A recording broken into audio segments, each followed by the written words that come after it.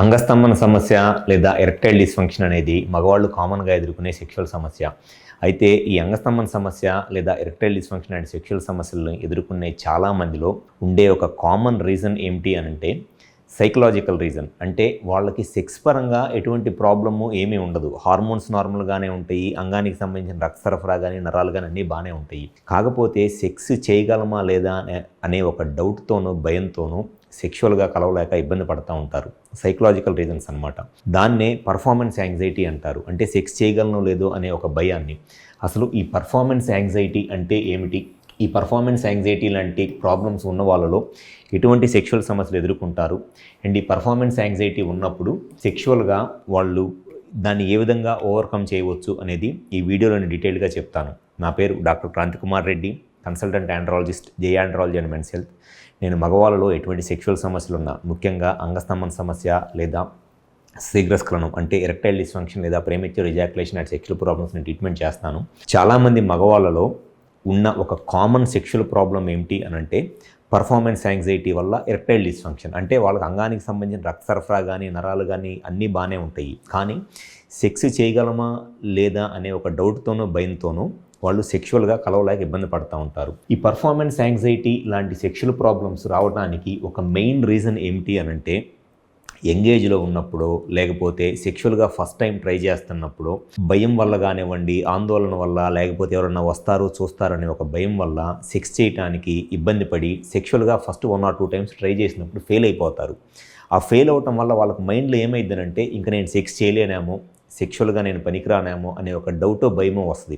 ఆ 1 or 2 times సెక్షువల్గా try చేసి fail అయిపోయిన తర్వాత ఒకవేళ పార్ట్నర్ సైడ్ నుంచి, అంటే ఎవరైతే వాళ్ళు సెక్షువల్గా కలుస్తున్నారో ఆ అమ్మాయి సైడ్ నుంచి కనుక 1-2 నెగిటివ్ మాటలు ఏమైనా మాట్లాడారనుకోండి, నువ్వు సెక్స్ చేయలేకపోతున్నావు, నీలో ప్రాబ్లం ఉంది, చూపించుకో, నువ్వు సెక్స్కు పనికిరావు అని ఆ ఫీమేల్ పార్ట్నర్ కనుక వాళ్ళని ఒక చిన్న మాట అంటే కంటిన్యూస్గా వాళ్ళకి మైండ్లో అదే రన్ అవుతూ ఉంటుంది. నేను సెక్షువల్గా కలవటానికి ట్రై చేశాను, చేయలేకపోయాను, ఆ అమ్మాయి నన్ను ఇట్లా అన్నది అనేది దాన్నే ఆలోచిస్తా. ఇంకా నెక్స్ట్ టైం సెక్షువల్గా కలుద్దాం అనుకున్నప్పుడు కూడా సెక్స్ని ఎంజాయ్ చేసే థాట్స్ లేకుండా నేను ఏదో ఒక రకంగా సెక్స్ చేసి నేను ప్రూవ్ చేసుకోవాలి అనే ఒక దాంతో వాళ్ళు సెక్స్ ట్రై చేయటం వల్ల ఎరెక్షన్ రాక సెక్షువల్గా ఇబ్బంది పడుతూ ఉంటారు. దాన్నే పర్ఫార్మెన్స్ యాంగ్జైటీ అంటారు.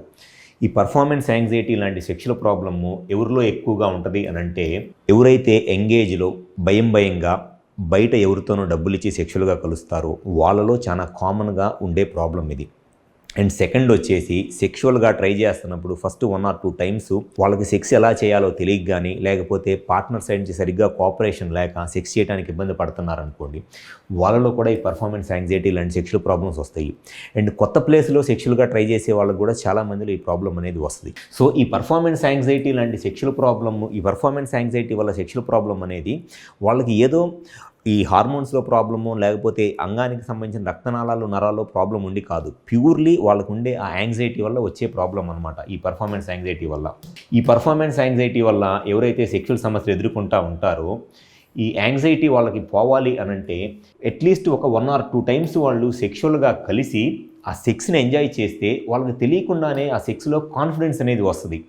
సో ఎవరిలో అయితే ఈ సెక్స్లో 1 or 2 times కలిసి కాన్ఫిడెన్స్ అనేది వస్తుందో ఇంకా ఆ తర్వాత వాళ్ళకి యాంగ్జైటీ తగ్గిపోయి ఇంకా సెక్షువల్గా నార్మల్గానే కలవగలరు. సో ఈ పర్ఫార్మెన్స్ యాంగ్జైటీ అనేది కామన్గా ఎంగేజ్ గ్రూప్లో ఫస్ట్ టైం సెక్షువల్గా కలిసేటప్పుడు లేదా మ్యారేజ్ అయిన స్టార్టింగ్ స్టేజెస్లో చాలా మందిలో ఉంటుంది ఈ పర్ఫార్మెన్స్ యాంగ్జైటీ అనేది.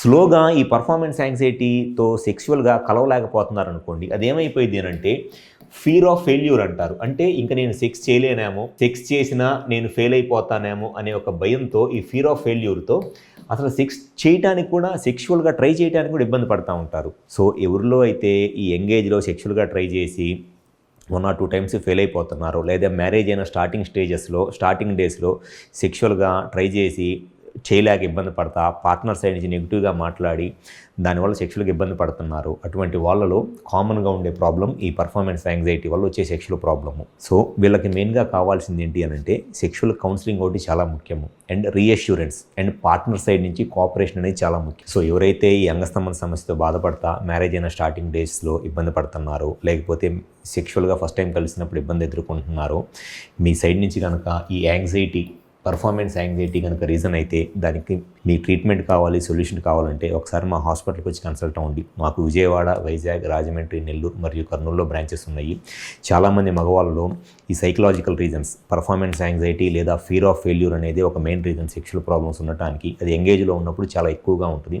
సో మీ సైడ్ నుంచి ఈ ప్రాబ్లం ఓవర్కమ్ చేసి మీ సెక్షువల్ లైఫ్ని హ్యాపీగా ఎంజాయ్ చేయాలంటే ఒకసారి మా హాస్పిటల్కి వచ్చి కన్సల్ట్ అవ్వండి. మీ సైడ్ నుంచి ఈ ప్రాబ్లంకి రీజన్ ఏంటి అనేది చెక్ చేస్తే కనుక 100% మీ ప్రాబ్లం నేను సొల్యూషన్ చెప్తాను. Thank you. Like and subscribe Eagle Health and Beauty.